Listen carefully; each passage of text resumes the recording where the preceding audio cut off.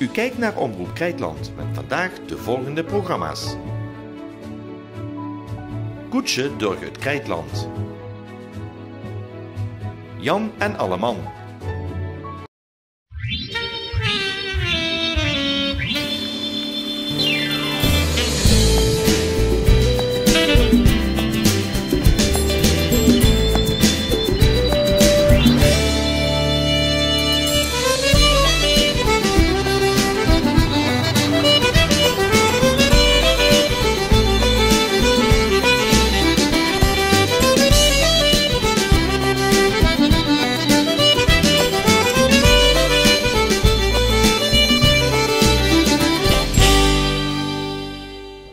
Dames en heren, zondagavond 21 februari, welkom in de Oranjerie in Remun bij de feestelijke viering van 90 jaar Veldeke Limburg. En proficiat, Geer zit jarig, laat ik het zuren.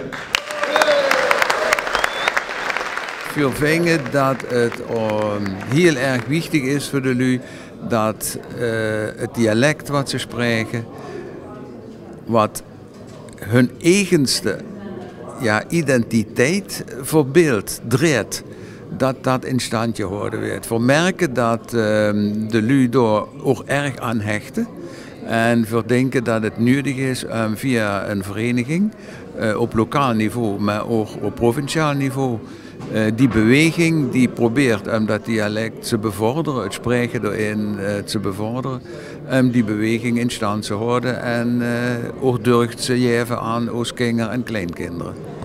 De cursus Limburger 2.0. Ik wil dat je oplet en goed luistert.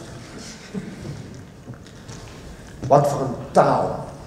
Zo gemeu, zo genkentig, zo murrig en vol saap. Zo gekruid wie met nagelruis en met schotenbloem. Zo pikant wie een herenblaad uit de hazenpijper. Met de geur van gruffeltjes, gilkertjes en notenbladen. Altijd sta ik voor dich klaar. Ieder seizoen van het jaar zal ik er voor dich zien. En steunen vreemd. We gaan er samen een schoon feest van maken. Vanavond is hier in de Oranjerie het Limburgs de enige spraak om ons allemaal te laten proeven en te huren wieveel verschillende schoon kleuren bronsgroen aan Veldeke Limburg verbonden zijn. Hier staat een stolse voorzitter van Veldeke Limburg, die mag en kan zeggen dat Oostvereniging zich al 90 jaar inzet voor het behoud, de ontwikkeling en de bescherming van de Limburgse streektaal en volkscultuur. Vandaag is Veldeke Limburg aan de beurt om dat feest te organiseren, maar de meeste dingen gebeuren in de kringen. Dus in de kringen, dus in de plaatselijke delen van de vereniging. Dus bijvoorbeeld een mamelus, die kring daar hier lang een beetje het zitten kwakkelen. Maar nu ineens gans herrezen is. Ik ben pas geleden nog in Wittem geweest, waar ze een geweldige avond houden met los catastrofe, ik weet het allemaal, en de zussen de ganse zaal vol zitten. Dus het leeft het meeste in de gemeentes. En door gans Limburg hebben we weer een 11, 12 kringen, we hebben een Belskringen, dus dan moet dat zo zien. Lokaal gebeurt er van alles. En daar bovenop deed Veldeke Limburg allerlei zaken organiseren. Van een declamatiewedstrijd tot het uitgeven van een jaarboek. We hebben een krant, we hebben van alles wat we doen, vergeven cursussen en gang zo maar door. Dus het is lokaal en provinciaal. Zie ik dingen vuurt aan met mijn eigen blik. Ik laat het los. De school die ook gebeurt. Aan verwachting voldoen ik. Alleen als ik erachter stond. Vertrouw ik gelijk en kan.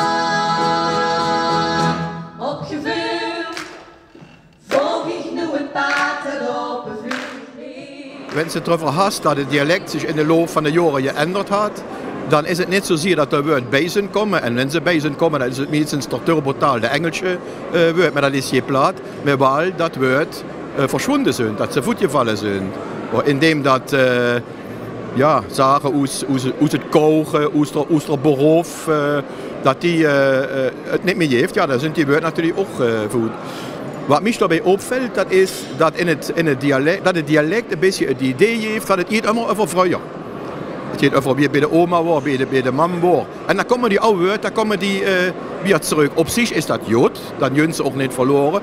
Van de andere kant moesten oppassen dat dat niet alleen maar het dialect is, het plat is. Het plat jeder over hu en over morgen en niet alleen maar over het verleden. En dan leust de kans dat het plat het oudbolligs is. Wat daardoor ook jonglui dan niet afspreekt. Het is het groen van het gras en het goudgele koren. Daar ligt je het hengel, daar ben ik geboren. Daar wonen mijn ouders, daar steekt mijn ouders goed. Daar ben ik geboren, daar wil ik mich doen. Ook in de kou voorbij, vol ijs en vol koren. Binnen onze vereniging leefde er neven de wens om in het jaar van de Limburgse dialecten opnieuw invulling te geven aan de functie van beschermheer of beschermvrouw van Veldeke Limburg. En weer daarvoor zouden we moeten vragen waarover het vlot en unaniem is. Onze gouverneur Theo Bovens, kenner van het dialect, liet geen gelegenheid voorbij gaan de streektaal op de vuurgrond te plaatsen, door er aandacht voor te vragen. En met name hoe mogelijk op een voorbeeldige wijze het dialect te spreken. Beschermheer, mogen deze gouden sprong een teken aan het begin zijn van een lange, bijzondere en vruchtbare relatie en samenwerking met Veldeke Limburg in het belang van uw streektaal. Dank en welkom in de Veldeke familie.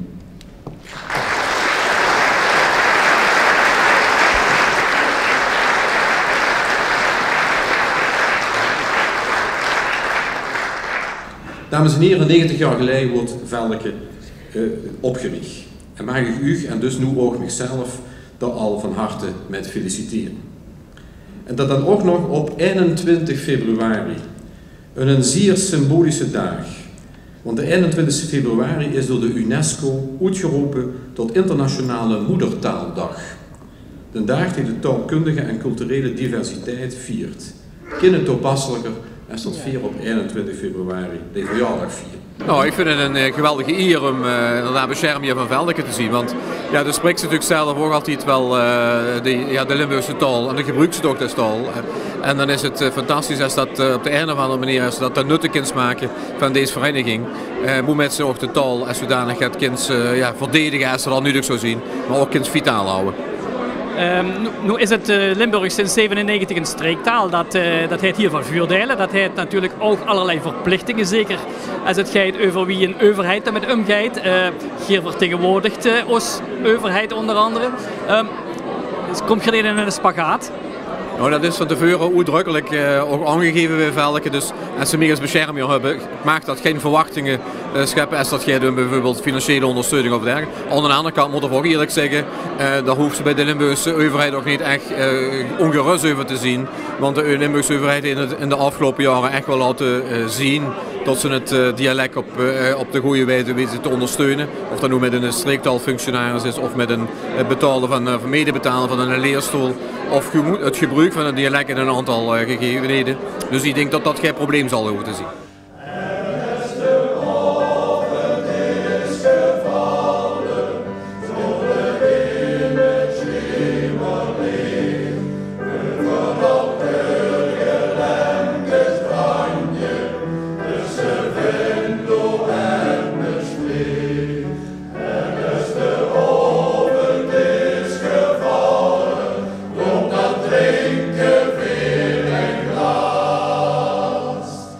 Na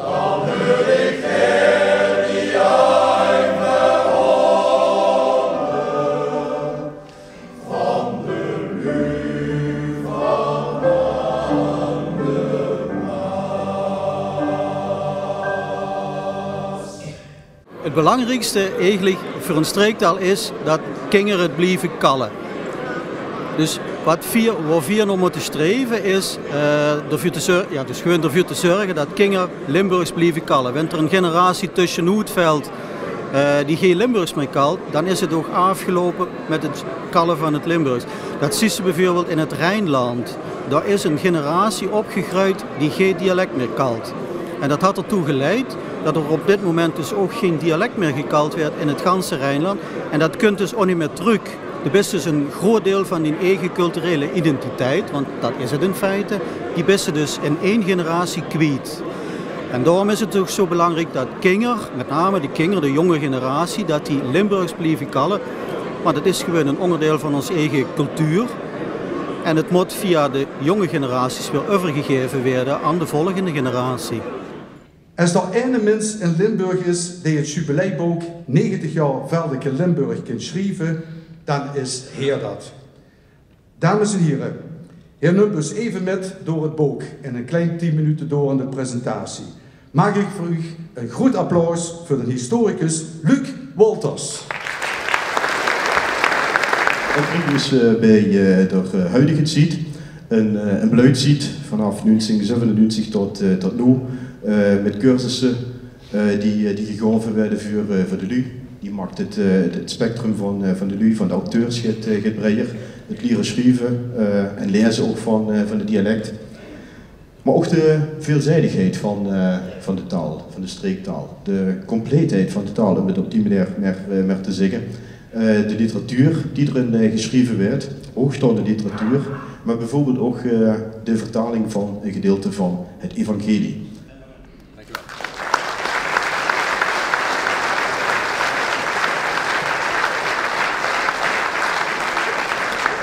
Een apel. Een apel. Oh, dat wist ik. We hebben in Limburg een aantal gerechten die je moesten eten als de Limburgers zijn. We beginnen met balkenbiet. Voor mij? Ja, het is eigenlijk arme mensenkost, maar het is ook mondjopen en slikken. Het is balkenbiet, het is heerlijk. Nu moest het gewoon gehad hebben. Is dat halal? Dit is hartstikke halal. Echt hoor. En boetebalkenbieten hebben we ook nog huidvlees. Nou, om de tong bij af te leggen. Dat is het halal. Hartstikke halal, eten. Eten, dat is lekker. Eten! Als je die niet gehad hebt, dan weet je niet meer lekker wordt. Maar, balken, dit is heerlijk jongens. Van de ruim 1 miljoen Limburgers hebben ze via enquêtes vastgesteld dat dagelijks het Limburgs door ongeveer 70% in alle mogelijke situaties werd gekald. Voor sommige lui is het een vanzelfsprekendheid. Voor andere lui is het af en zo van, hey, ik zou het ook in het plat kunnen doen. En ja, het werd dus op een enorme manier provinciebreed gedragen. Vergroot vertrek en adieu mijn Limburg zeg. Wievelend klop ik op die deur, Pieter scheidt mich vuur. Eine wins met goedste hoop, lood het hemelbeurtje op, lood mich smeg ik op mijn knie. Altijd Limburg zijn. En nu constateren we dat het dialect zich niet meer hoeft te verdedigen. Het had in alle lagen van de bevolking een positie. Er leert in gesproken, er werden geschreven, er verschijnen burger in dialect. Er is bijna geen plaatsje in Limburg of ze hadden een eigen dialectliteratuur. En al dat bij je nee, en dan kan ik nog niet eens over de vaste loven, en dan kan ik nog niet over de wereld van de Schutsen enzovoorts enzovoorts. Het had zich een positie verworven waar ze van zei, nou ja, dat darf er zie je, dat is een verstoot zo. Nu hör det lapp, nu hör det sack, vi vaste laven gästerna. Låt musiken, tut efter blåsa knallen, boka hände samme dansen nu. Låt musiken, och måste kalla sina Nou, we hebben ons ook nog eens een keer tegen de lamp gehouden en ons afgevraagd van don't voor de dingen goed en don't voor de goede dingen. En er zijn toch dingen waar we echt ons de komende jaren extra moeten investeren. Dat is onder andere in het legeronderwijs, de lerarenopleiding. Dat die ook gaat gevuld krijgen voor het dialect. Dat is te zorgen dat op de kinderdagverblijven ook dialect gesproken moet worden. Dat tussen de oren van de lui komt dat meertaligheid, dat niet een nadeel is, maar juist een voordeel. We moeten zorgen dat we met andere organisaties die zich ook bedienen van het dialect, dat we daar met samenwerken. 1 en 1 is 2. Hè. Dus het is niet alleen Veldeke wat zich bezighoudt met dialect. Dus we hebben nog wat te doen. Maar daar zeg ik bij dat we met veel elan en daadkracht de komende tijd die activiteiten zullen opnemen. Laat mich smeek ik op mijn knie, altijd Limburg zee. Altijd Limburg zee.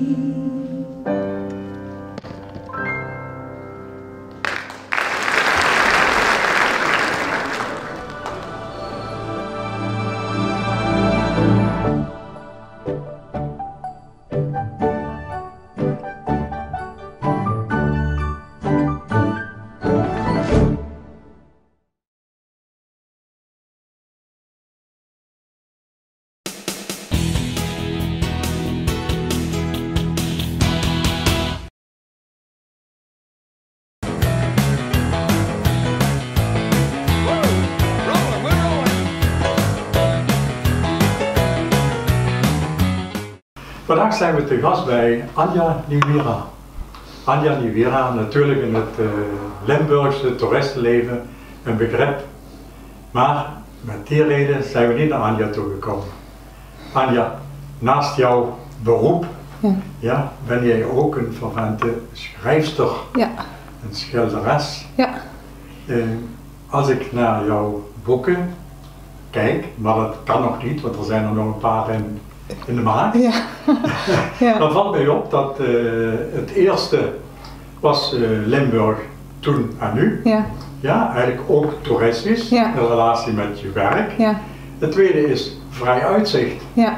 Een literaire thriller, zoals ze dat zo mooi noemen. Ja. Je loopt meteen door naar het volgende. Ja. Je gaat een adviesboekje maken voor bed and breakfast, ook richting weer van je eigen vak. En een dossier. Ja, een thriller weer. Weer een thriller. Ja. Om op de boeken eerst terug te komen.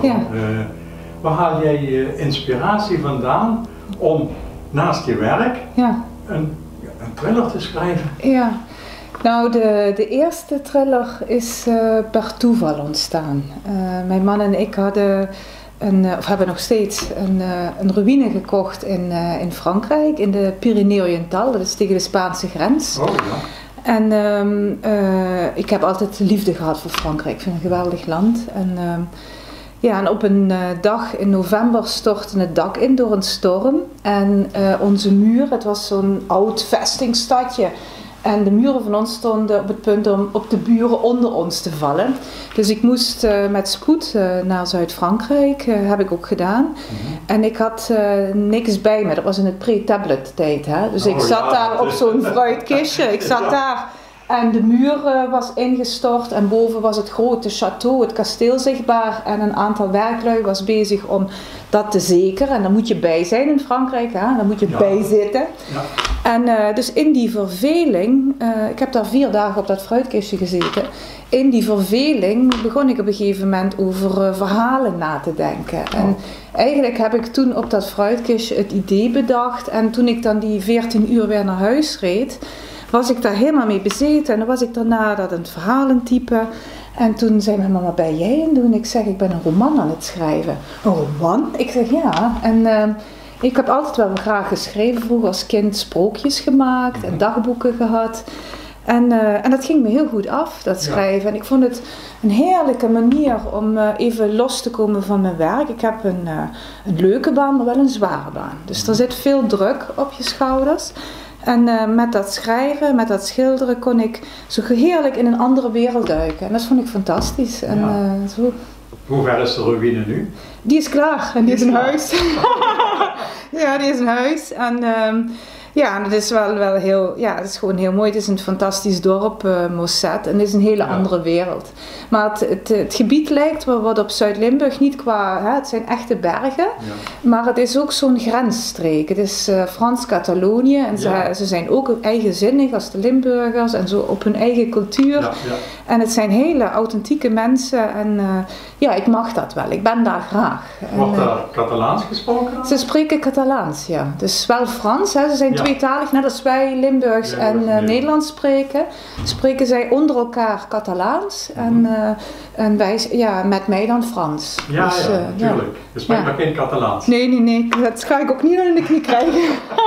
Nee, ik hou het op Frans. En, dus alles is ook in Frans, maar de borden zijn net als bij ons, hè, ook tweetalig. Ja, dus het is echt zo'n... ja, en ze zitten ook op een Catalaanse keuken en op een Catalaanse cultuur. Ze zitten er heel erg op. Ik mag dat wel. En Moset, dat komt naar voren ook in de roman. Ja. Die speelt daar, heb ik begrepen. Hè? Dat er een plot is. Hoe heb je dat in het dorp kunnen neerleggen? Laat ik het zo zeggen. Jouw fantasie? Ja, ik weet niet hoe dat gebeurt gewoon. Het is net als met een koe. Hè. Je ziet een koe en die heeft zwarte vlekken. Dan denk je zwart vlek, zwart gat in het heelal. En zo ga je door. Ik weet ook niet. Ik heb op dat fruitkistje heb ik dat verhaal zo in grote lijnen bedacht. En als ik dan begin te schrijven, dan is het alsof iets anders in mij de vingers overneemt. En dan gebeurt er iets, ik kan dat dan niet beschrijven, dan begint iets anders in mij verhalen te schrijven. Ja. En soms, ik heb wel altijd alles in hoofdstukken ingedeeld, hè? Maar ik merk gewoon op het moment dat ik bezig ben, doet iets in mij iets anders. En dan lees ik dat daarna en dan denk ik, oh, dat is niet geworden wat je gedacht had. Nee. En dan... Maar ik heb ook veel reflectie met mijn man. Dus dat wij overleggen van, goh, ik ben nu dit aan het doen. En dan doet hij mijn suggestie en zo, weet je.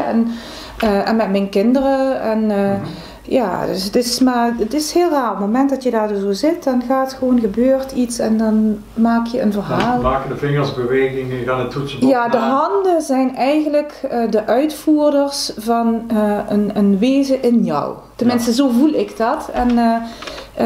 Maar ja, je bent dan een schakel, je hebt iets analytisch als mens, denk ik, en je hebt iets creatiefs. En op het moment dat ik schrijf, komt een andere hersenkwak ik ga iets doen. En als ik naar jouw schilderingen kijk,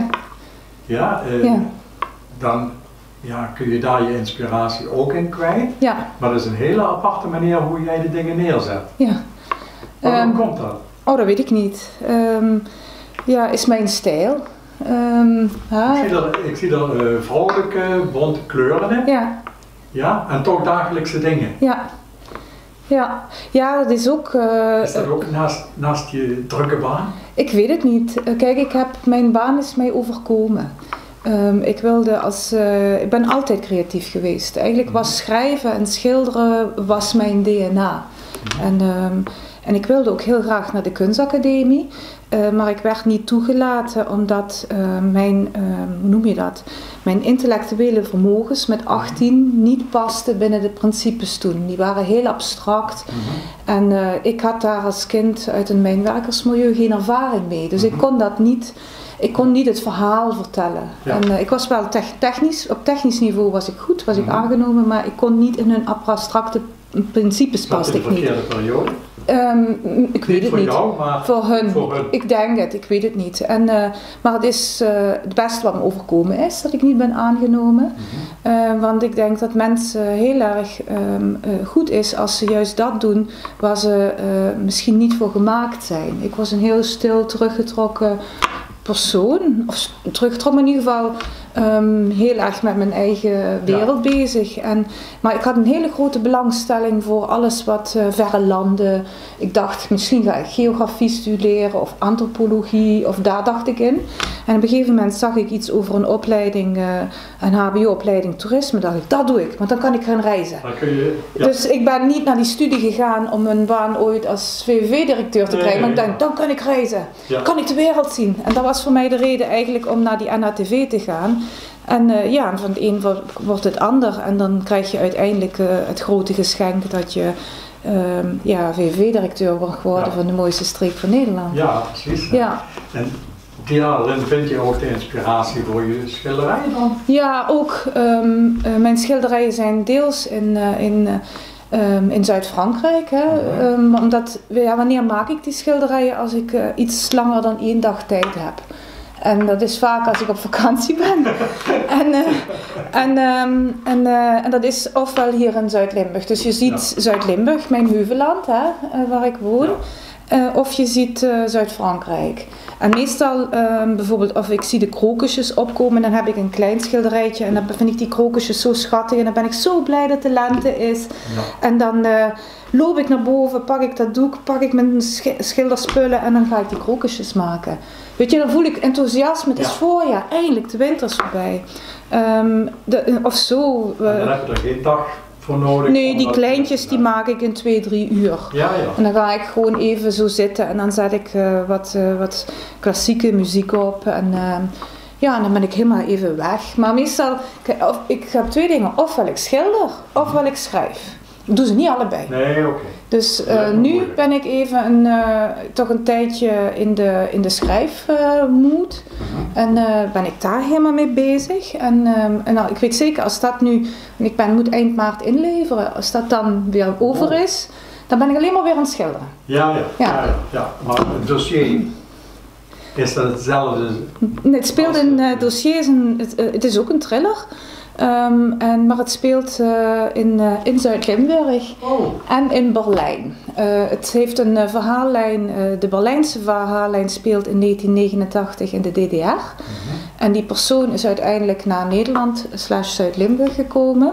En die 2 verhaallijnen komen dus hier in Gulpen-Wittem, in de heuvels, in Mechelen. Ik heb mijn eigen... net als met Mossad.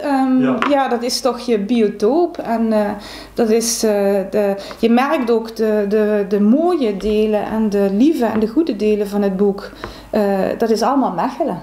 En dan kun je liefde, ik kan die liefde voor mijn heuvels, kan ik bijna niet onderdrukken. Dat moet eruit. En het boze en het dreigende is Berlijn. Heel raar. Ja, precies. En dan de DDR-achtergrond die dan meespeelt. Ja. Mensen die in één keer in de vrijheid komen dan? Ja, nou het is best een confronterend boek. Ik moet ook zeggen, ik heb daar veel research voor gedaan, want Mossad was makkelijk, dat ken je. Maar voor de DDR heb ik veel research gedaan. Ik heb ook gesproken met gevangenen, Stasi-gevangenen. En dat is wel... en ik ben ook in de gevangenis Hohenschönhausen geweest. Ja. En heb daar ook in de cel gezeten. Ik was daar helemaal alleen met die meneer. Maar ik ben dus daar door een ex-gevangene rondgeleid. En die begeleidt me ook met mijn boek, dat de content goed klopt. En dat was wel, op een gegeven moment deed hij ook de deur toe. En dan is dat echt wel zoiets van, Jezus Mine, je moet je maar voorstellen dat je daar zoveel maanden zit.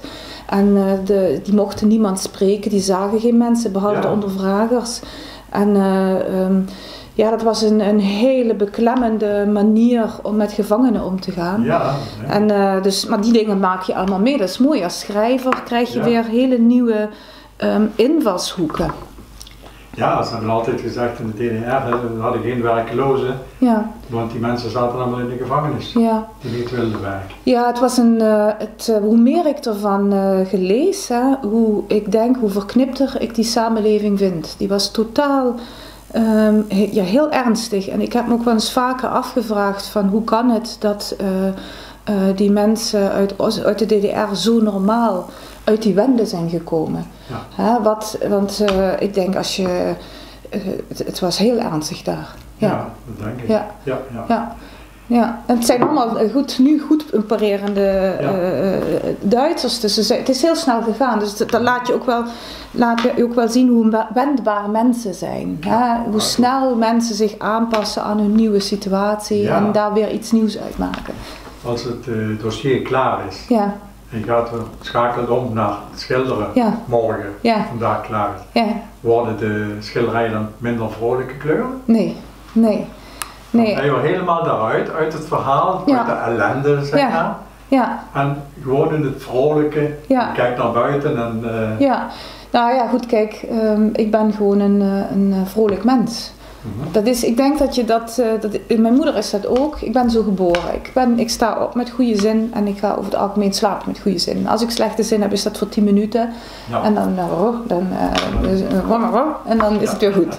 En dat is je aard. En, dus ik kijk ook naar buiten en ik zie vooral schoonheid. En, dat is je aard. Ik kan me niet voorstellen... Ja, goed, ieder mens heeft natuurlijk, we hebben ook vervelende dingen meegemaakt, maar ik merk dat ik daar na een paar maanden schakel ik me toch weer om naar positief. Ja. Mogen we met dit gesprek beëindigen? Ja, zeker. Jou bedanken. Graag gedaan. Voor je openheid over dingen zoals mensen normaal gesproken jou niet zo vaak meemaken. Graag gedaan. Dat is leuk om te doen.